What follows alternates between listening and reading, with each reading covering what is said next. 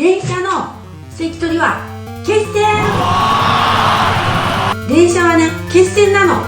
戦いなのよ。だから取りに行かないと席に座れないわけでしょ。だからあっちの陣とこっちの陣がこう入ってきて、ここでぶつかるわけよ。